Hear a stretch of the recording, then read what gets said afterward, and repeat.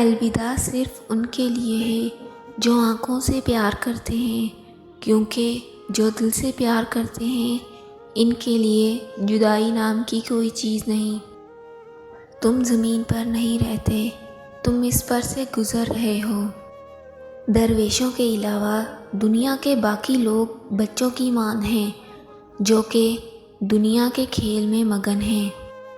خاموش رہو، صرف خدا ہی تمہارے دل کا بوجھ ہلکا کر سکتا ہے۔ ہر کسی کو کسی نہ کسی کام کے لیے بنایا گیا ہے اور اس کام کی تمنا ہر دل میں ڈال دی گئی ہے۔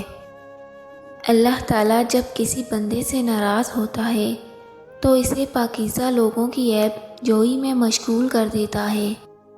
جینا چاہتے ہو تو پرندوں سے سیکھو، کیونکہ جب وہ چہکتے ہیں تو انہیں پرواہ نہیں ہوتی کہ ان کا چہکنا کس کس کو ناگوار گزرتا ہے۔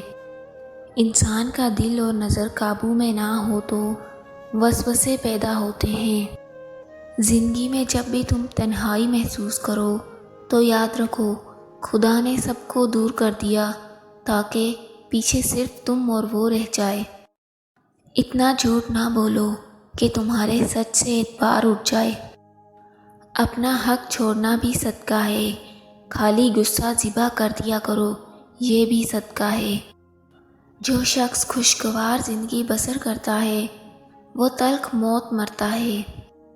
نیک لوگوں کی صحبت اختیار کرو کہ صحبت میں بڑا اثر ہوتا ہے۔ ان لوگوں کا رزق، دولت اور عزت ہمیشہ کم رہتی ہے جو دوپہر کے وقت ظہر ادا نہیں کرتے۔